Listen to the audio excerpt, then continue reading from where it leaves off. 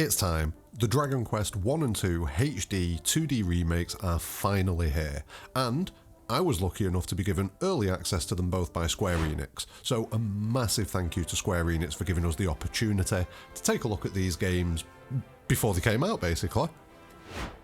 Now, for those who don't know, Dragon Quest is a legendary RPG franchise, first released in 1986, so it even predates my beloved Final Fantasy, which is a little bit crazy, you know. It's nearly as old as me, it's only a year younger than me.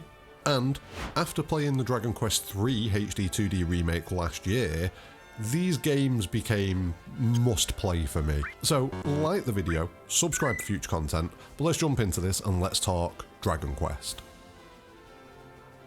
Now, the Dragon Quest franchise was one that passed me by originally. I was more into Final Fantasy and other RPG franchises back in the 90s when I first got into RPGs, but after playing Dragon Quest III HD 2D, I realised that I'd been missing out for a bit. So after that, I decided to jump into the original versions of Dragon Quest 1 and 2, so that when we got to this point, I was able to compare them a little bit. Now, Dragon Quest 1, 2 and 3 make up the Erdrick trilogy in Dragon Quest, all of which involve the kingdom of Alefgard and the aforementioned Erdrick, sort of.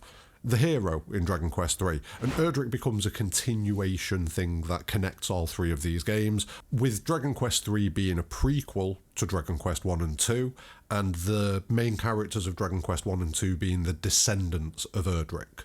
In Dragon Quest 1 HD 2D remake, we follow the journey of one of these descendants of Erdrick as they try to rescue the princess and free the land from the evil of the Dragon Lord, and in Dragon Quest 2 HD 2D remake, we follow further descendants of Erdrick as they come together and once again set out to free the kingdom from the evil cloud that has descended upon it.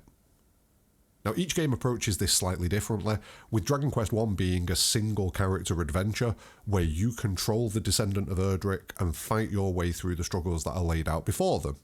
And it does shift up the dynamic a little bit, especially given the fact that, unlike in the original version of Dragon Quest, in this version you can encounter multiple enemies in one fight, so you'll be fighting against 2, 3, sometimes even 4 enemies, and it can change up how you approach the combat, the fact that you've only got one character. The turn economy is a little bit crazy sometimes, but it's fun, it's not impossible, it's not particularly difficult, you know, you will get it, and sometimes, you know, discretion is the better part of valor in this system.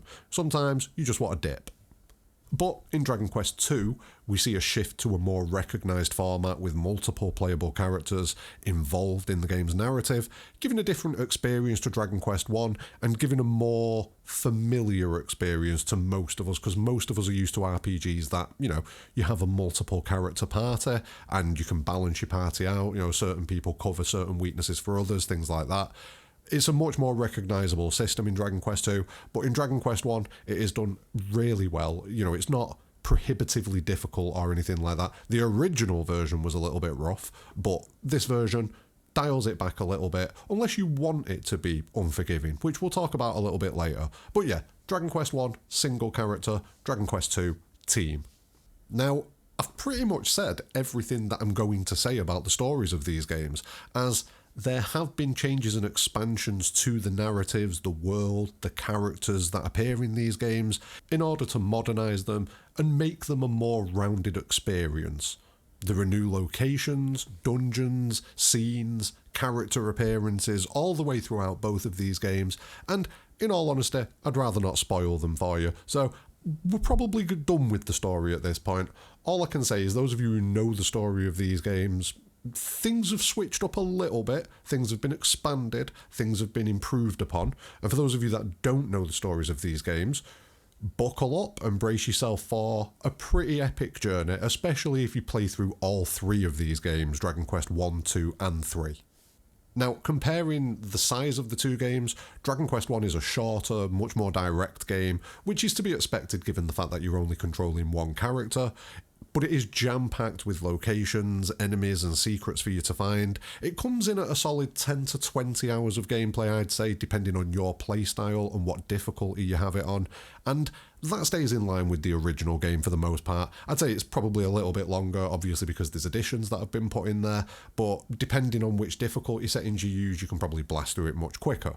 Like I say, there are some changes to the game, making the narrative flow smoother, adding depth to the world, offering nods to the other games in the Erdrick trilogy that may not have been there previously, and overall this improves the immersion and the overall experience of Dragon Quest I HD-2D Remake when you compare it to the original version. And obviously it's always good when there are new locations and dungeons that have been added to games, because it gives something new to players that have already played Dragon Quest, but it gives you more opportunities to go hunting for loot, gear, and more opportunities to add lore to the world. So always appreciated.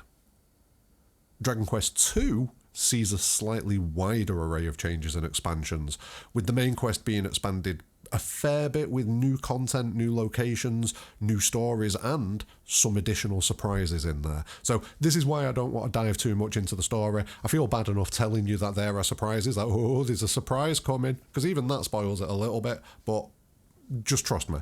The tweaks and improvements made to Dragon Quest II are well worth it.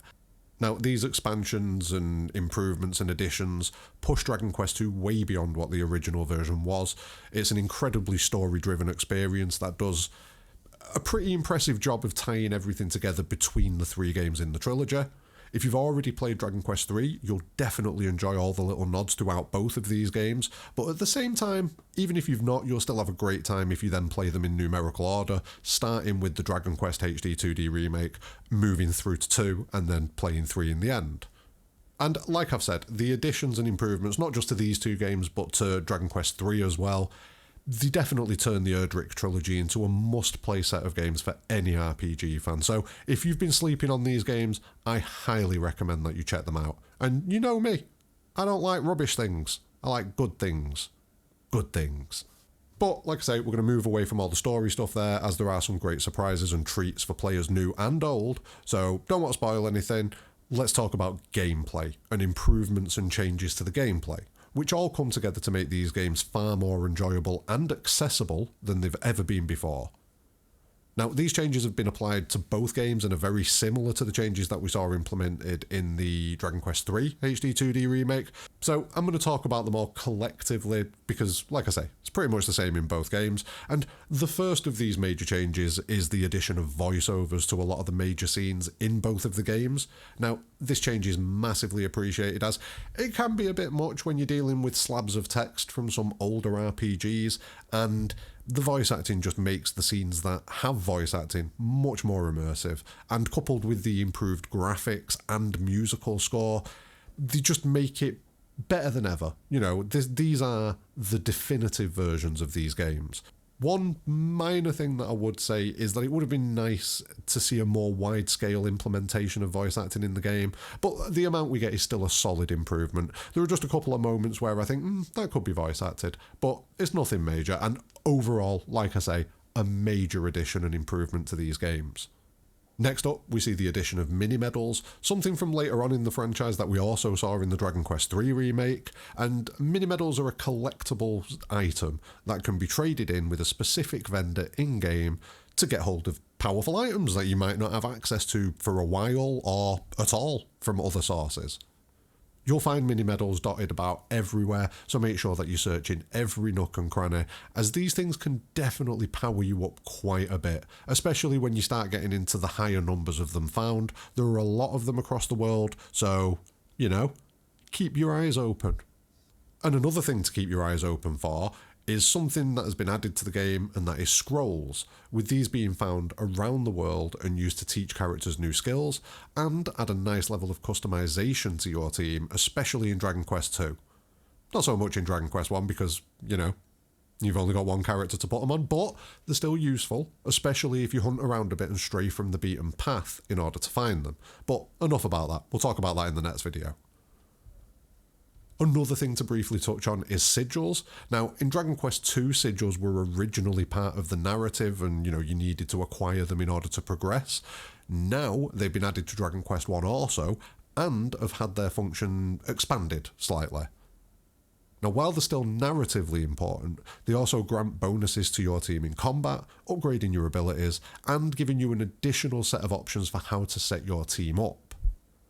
This isn't all of the upgrades and expansions, but some of them are probably best saved for the next video, where we'll be looking at getting the best start in Dragon Quest 1 and 2. So I don't want to dive too deep into all of them, but one of the big things for me in these games that have improved are the general quality of life options and the way that you can customize your experience. First off, we've got multiple difficulty levels. These weren't a thing back in the day and the game just punished you, whereas now you have Draki Quest, which is easy, Dragon Quest, which is normal, and then Draconian Quest for those of you who like to suffer. But on top of that, we have several additional options that can tweak the experience even further. The first of these, and one of my favourites if I'm going to be completely honest with you, is the shortcut commands. Now, this is a setting where you can assign up to 4 abilities, spells, items that you use frequently to a series of hotkeys, and once you've assigned them, you hold R1 to bring up the menu, and then select them using your D-pad. A godsend when you're travelling around a lot, and you want to have things like Zoom and Evac and Holy Protection, things like that.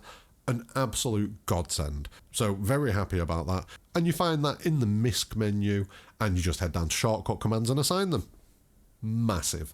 Absolutely massive. But circling back to difficulty, there are additional tweaks that you now have access to. For combat, you have the obvious speed boost in combat, which makes the journey a little bit quicker and more streamlined, but you also have suggested actions. And what that does is it highlights an action that targets an enemy's vulnerability in combat. So say if they're weak to fire, then Sizz will be highlighted, and the game is just basically giving you a nudge in the right direction, like, hey, they're weak to this. And this is something that you can tweak on and off outside of combat. So if a fight or area is giving you some real difficulty, turning suggested actions on could be a big help. You can also have settings that change which items the characters will use and won't use, as well as various other tactical options found within the menu. And then outside of combat, you have even more in the form of helpful settings, which do exactly what they say on the tin and are quite helpful. Help text is a pretty basic one, but the objective marker makes it so that you always know where to go in game. If you stray from the beaten path exploring and checking out the new areas and dungeons that have been added, this can be extremely useful to get you back on track. Or you can just turn it on if you don't really want to think about where to go next, if you just want the game to be like, go there. Perfectly valid, and you can turn that on and off. You can also highlight treasure chests and secret locations on the minimap, making sure that you miss nothing in your adventures through the Erdrick trilogy, and there are obviously other things like text speed and auto run and graphical options and minimap options, but I feel like those helpful options are pretty big, because they make the game much more accessible to people. They make it so that you can customize your journey and your experience with the game. So I mega appreciate this. Whether you want to make the game easier or whether you want to make the game harder, it's completely up to you. I mean, maybe you find Draki Quest too easy, play on normal, but turn on the objective markers and the item locations and things like that, and you've given yourself a easy version of normal. Did you find Dragon Quest difficulty too easy? Crank it up to Draconian Quest, turn off the minimap, and enjoy the pain and suffering. You know, the options are yours, and all of these options are, like I say, mega appreciated, as it means gamers of all levels of skill and ability are going to be able to enjoy this epic story told throughout the Erdrick trilogy. But I feel like I've rambled enough now.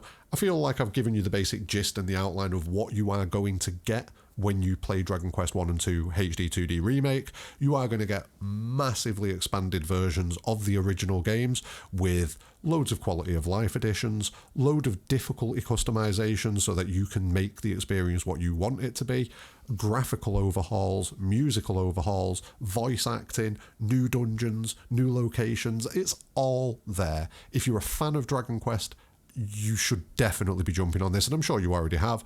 If you're new to Dragon Quest, and maybe you're one of my Final Fantasy viewers who's never really touched a Dragon Quest game, then this is the perfect spot to start your journey with the formative games of the Dragon Quest franchise, but remade for the modern era. Again, a massive thank you to Square Enix for providing me a copy of the game to review and make content with, and a massive thank you to all of you for watching this. But like I say, get yourself out there, grab Dragon Quest 1 and 2 HD-2D Remake, like the video, subscribe for future content, but more importantly than all of that, have a great day.